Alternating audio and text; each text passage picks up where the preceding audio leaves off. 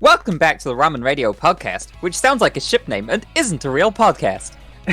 I'm I'm Ramen Ronan. You're right. Yeah, I just fucked that one right up. Yeah. I'm RadioArc. I'm Ramen Ronan, and hey, Jake. Do you know who we're talking about today? Why did I refer to you by real name? Miku? Do you know we're talking? Do you know who we are talking about today? We're talking about Miku, right? This is the Miku video? No. Today we fuck. are talking about Best Girl. Fuck yeah! This is scripted!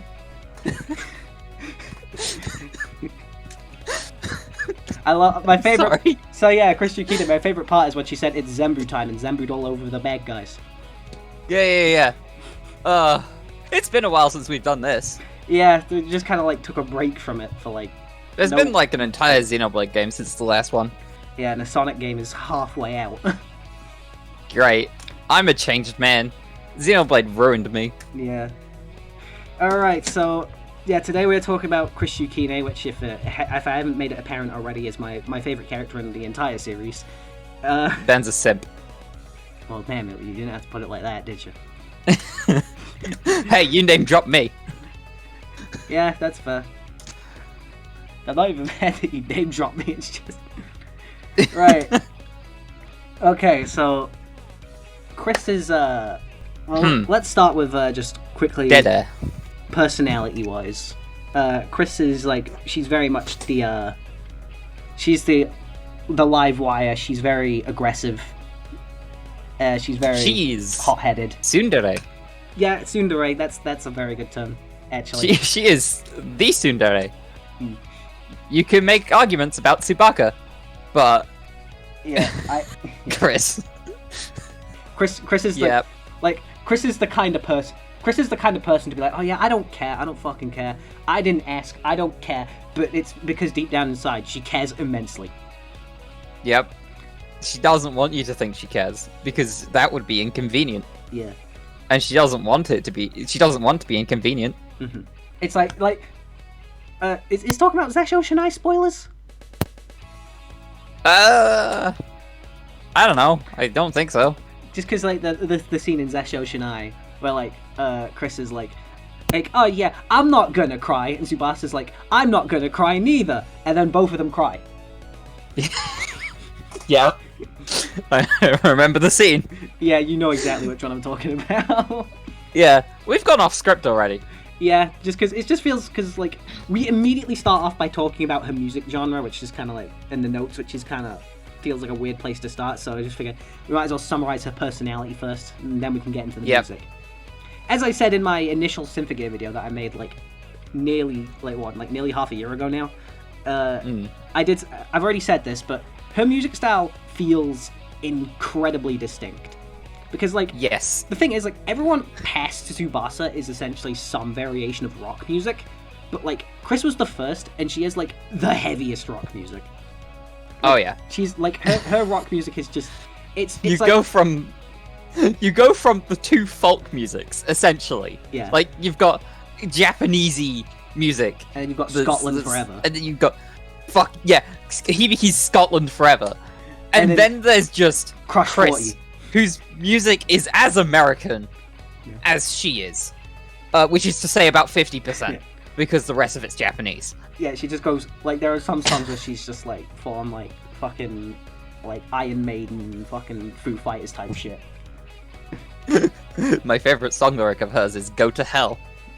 She says "go to hell" a lot. It's almost a catchphrase. It's not quite on the level of Catchphrase. the other catchphrases in this series, but yeah. She says it a lot. She says "go to hell" a lot. It's no Des. We will get to Des. We will get That's to two Des. videos away. Yeah.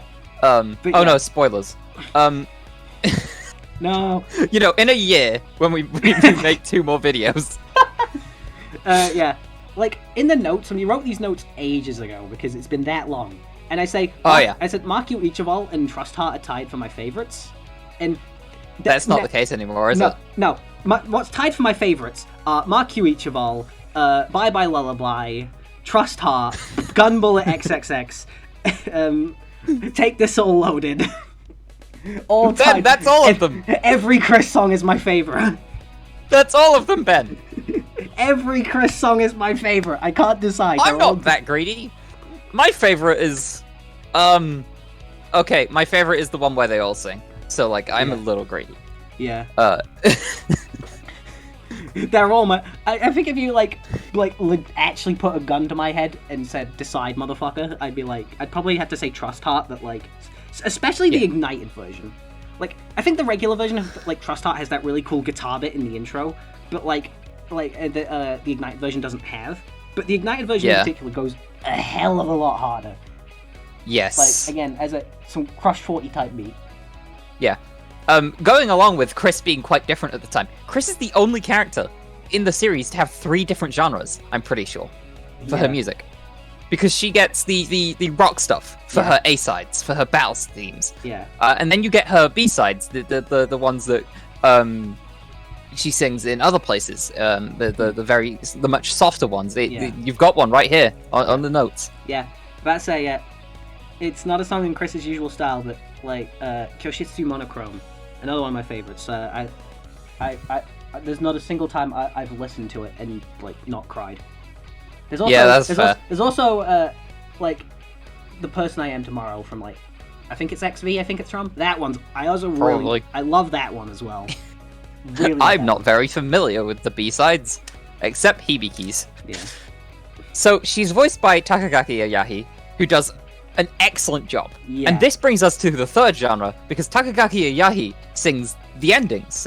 She sings the ending songs. Yeah. Yeah. Which are all great. Subasa's Futurism is amazing. Yeah, because like Subasa's voice actors does all the openings and like Chris does all the endings. The endings are actually implied to be Chris songs. They're not properly labeled as such in the soundtrack, but Futurism is literally in. What was the A-side in XV again? You know this one. The A-side, yeah. The Person I Am Tomorrow, is that the A-side?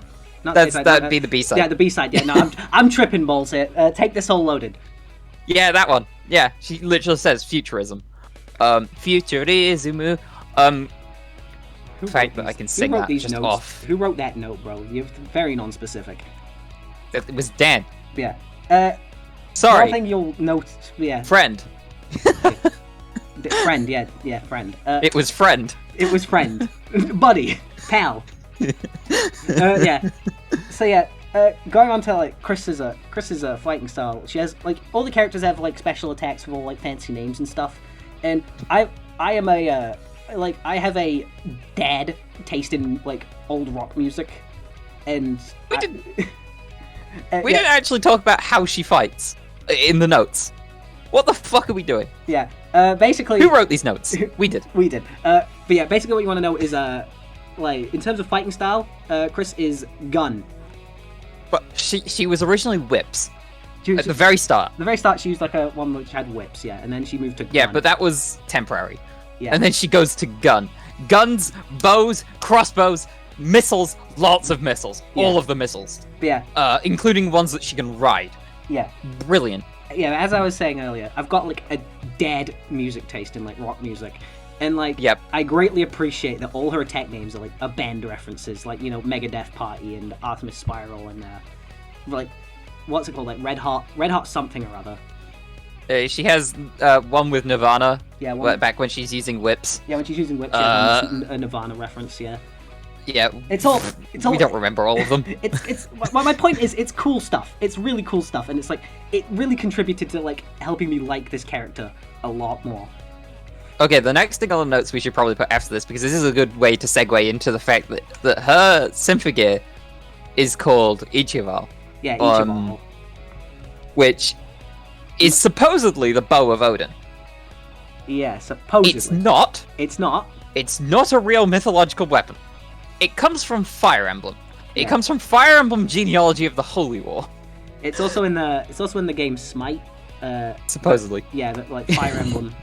Fire Emblem was the. But yeah, Fire Emblem is the first one to name Fire that. Emblem made up a mythological weapon. And it created Chris. Mandela affected us all into believing there was a magic bow that didn't exist. Yeah. But yeah, And then it says talk about the Ichival as a Symphogear. I guess we should talk about the outfit. yeah, Great! yeah, It's a good outfit. very good. I don't know how to talk about character design. Red, because she's the angry one. Color theory. She's It's like she's the no passionate color fiery theory. one.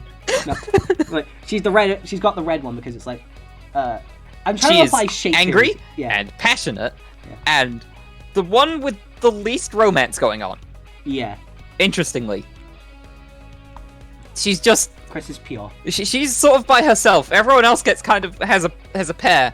There just isn't one for Chris, unless you OT3 her with Miku and Hibiki, which some people do.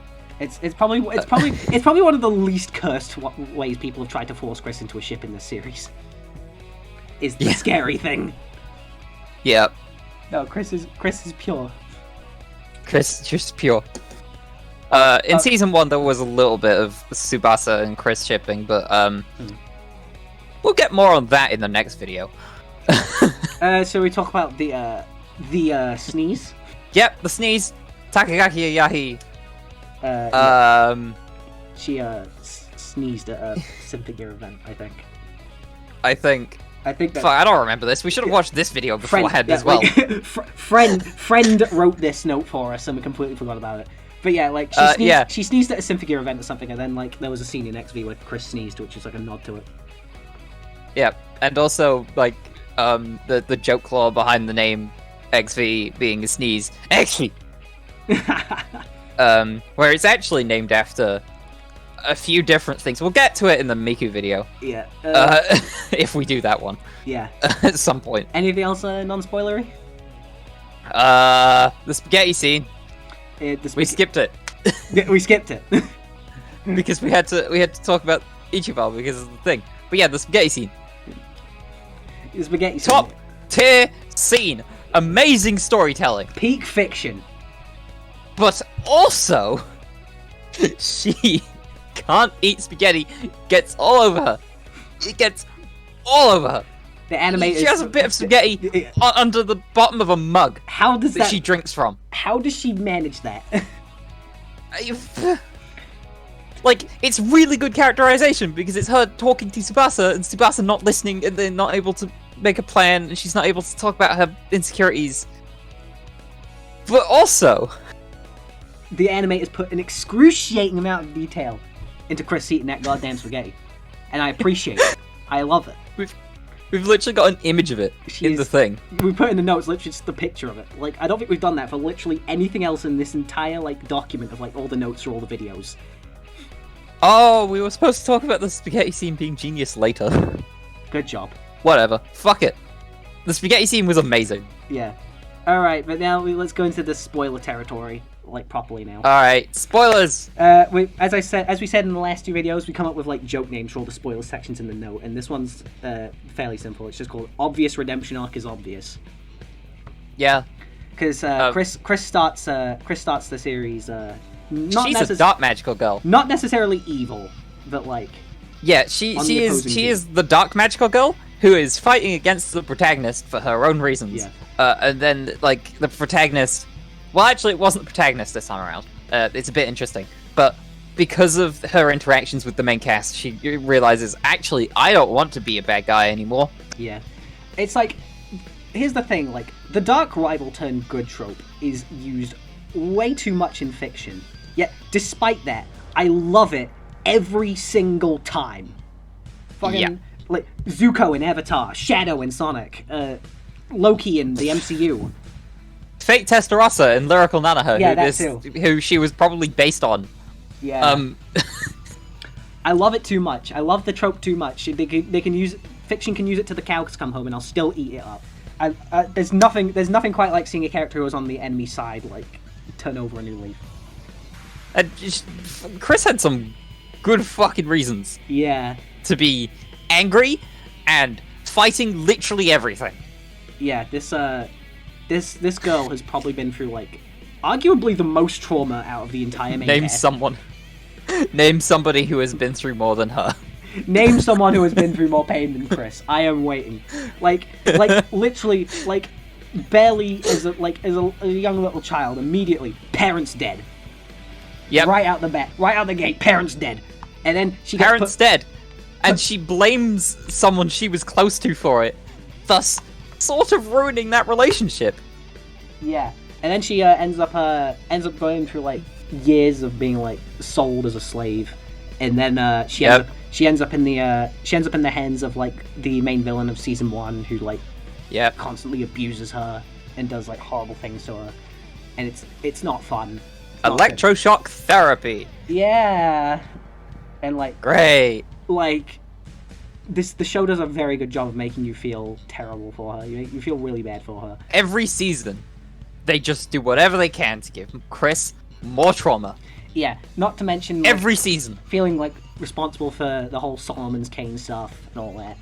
And it's like it's part of like what makes this character so likable for me is like she's like literally seen the worst of like the worst the world has to offer, yet still like fights for good. I really like that a lot. She is a genuinely good person. Yeah. And you know what? That's more than I could say for some of the main cast. That's mean. That's mean. Bullying. You are very excited to get to that Maria video, aren't you? Yes, a bit. Anyway. I feel bad for Maria and Maria fans. Part of the reason she changes is because of Miku, actually. It's a team effort. So like, Hibiki is the one that first reaches out to her. Yeah. She goes. She literally introduces herself in an amazing scene. Yeah, like literally just like has some like Yoshikage Gate Hero style introduction. Yep. And then later on, Chris faints in an alleyway. Yeah. And Miku finds her and brings her to the flower lady. We're not going to explain who the flower lady is. Yeah. And yeah, she just like, helps her out and stuff. Yeah. Very, very, and Chris is like, it's been a while, and that's like probably the biggest catalyst. Yeah. But for Chris going, actually, maybe I should not be a bad person. Yeah. There's also the time she helps those kids like find their parents, which is like a cute little scene. Yeah, she doesn't understand. She doesn't understand that the kid is crying because they're lost, and instead thinks that the older brother is bullying her. Yeah, yeah, but like when she figures it out, she like helps them find their parents, and it's a cute scene. It's like it's a lot. It's quite telling, remembering that like her parents are dead, so it's like of course she like like she kind of values that like that familial bond and like wants to help them. It makes sense. It's a good character. It's not just, oh, this villain saved a cat. That shows that they're actually nice. It's like, it actually makes sense for the character to think that way. Yeah. Chris is very reckless. Yep. Like, incredibly. Yeah. Gun first, ask questions later. And like, literally shoots Tsubasa that one time. Yeah, she fakes a betrayal. Like, as we were saying, in the spaghetti scene, like, Chris wanted to explain to Tsubasa her plan to fake a betrayal, right? Yep. But she couldn't. Because, like, Tsubasa was just too pissed off and stormed off. Yep. And then Chris was like, fuck I wonder it. if that ever happens again. Yeah. And Chris is just like, fuck it, I'll do the fake betrayal anyway. To fool your enemy, you must fool your friends. I am going to shoot Tsubasa. Just fucking caps her in the back. To be fair, I think it was a crossbow she used instead of a gun. Yeah, but like it makes Chris very unpredictable in both a fun and terrifying way. Because like by that point in the series, like Chris as a character like had me completely hooked. Like before I was even hooked on the series as a whole, I was hooked on Chris as a character. And when that happened, like you'll remember this clearly, I was fucking traumatized. Yeah, you were.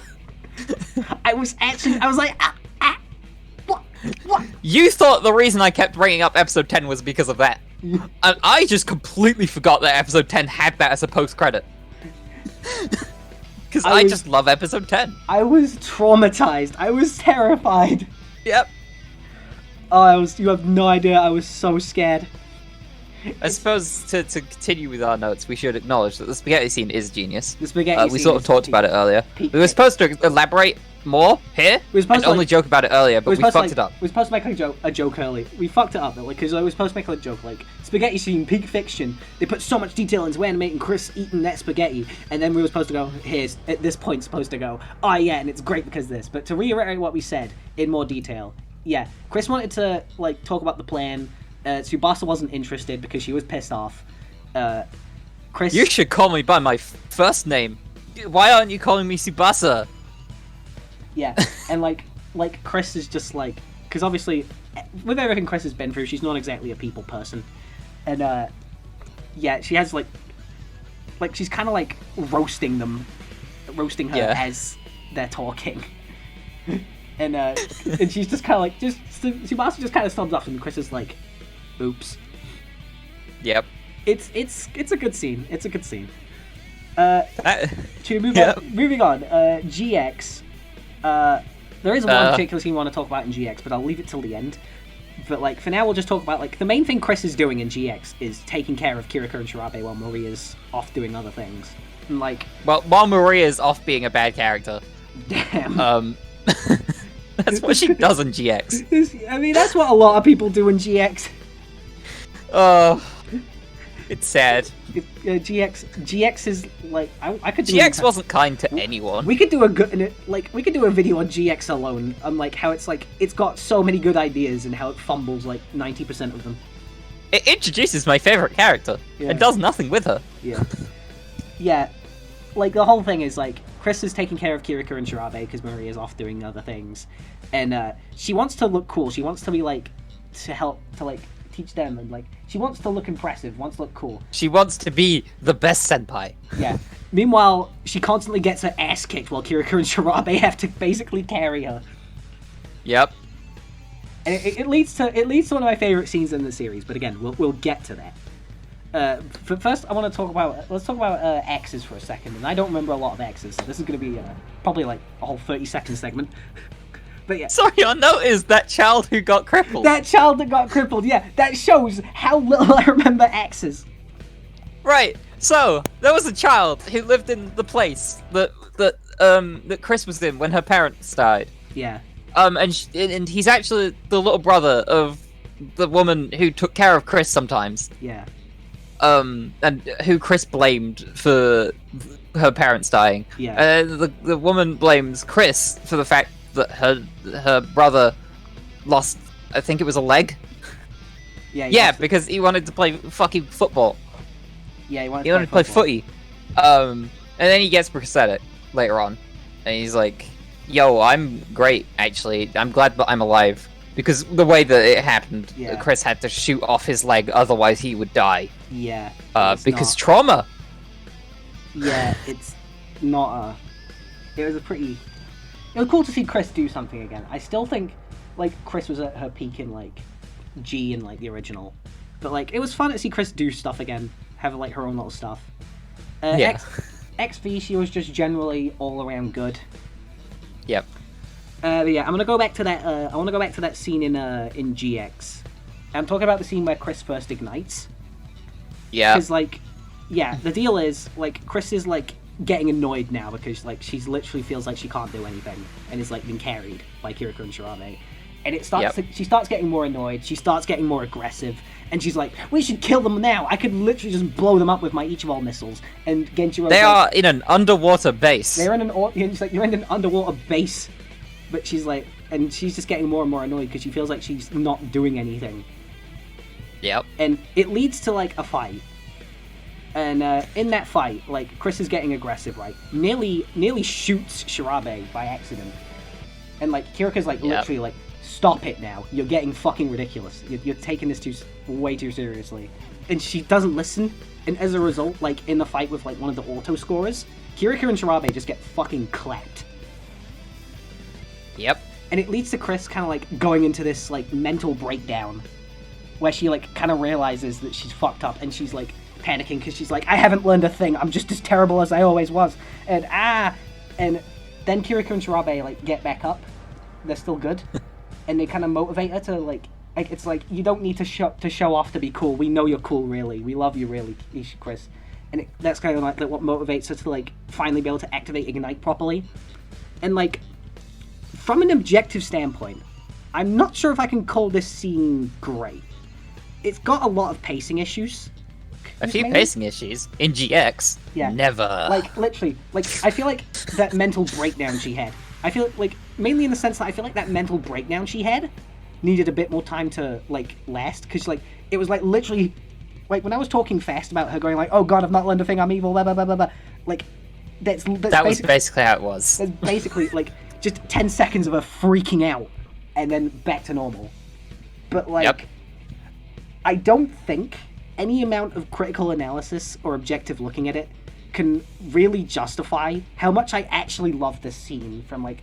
Because I think, like, conceptually, this scene is just so great for me that I can kind of forgive... Simp. Shut up. I really like this scene conceptually that much that I can kind of forgive that it's like done in like a minute. Well, it's perfect for you. You are, in fact, the Chris simp. It's just the Chris simp. I just think like the themes and like the things that are going on with Chris that are very cool. Like, I kind of like this idea. Like, I think it's very relatable that like she has this character arc and grows to be a better person. I kind of think it's kind of relatable that like she grows to be a better person, but then she fucks up slightly once and like kind of worries if she's even learned a damn thing. Like, that's very relatable. There are several times where like it's like I think I've gotten better at something, or like better generally as a person, and then I make a mistake again, and I'm just like I'm getting annoyed at myself. And like eventually it's just like you just gotta keep going at it, bro. Like, these mistakes will happen. I kind of like. Now, obviously, the mistake Chris made there was a bit more dire because Kiriko and Tarabe almost got clapped, but like. I think from a general standpoint, it's quite a relatable scene. I quite like it a lot. I think it if it was a bit better paced, I think it would be like Chris's best scene in the entire series. Yeah. It helps that it's very well animated because GX is very well animated. That's one thing. Like, GX did not get held off on the animation. Like. That, to be fair, everything past G, everything from G was basically unlimited budget works. And then XV happened and blew it all out of the water. Like, but it was all very, very pretty, even before XV. The thing with GX is it makes up with a lot of weird writing decisions with really good presentation. It's very cool and it's very pretty, which is why I like forgive most of its flaws. Like it's not as good at storytelling as, quite frankly, the rest of the series. But it was very good and very pretty, and that was our side tangent on Symphogear GX. But as I just said, that one Chris scene is very conceptually sound. It's just a bit weirdly paced. Yeah, as is everything in GX. That's the whole thing. Yeah. Anyway, any final thoughts on Chris from you before we go? She's not your average death party. Yep, not at all. She is she's my favorite character in this show. Like, honestly, one of my favorite characters in fiction for a damn good reason. I really like this character a lot. She's up there with like Sonic the Hedgehog for you, isn't she?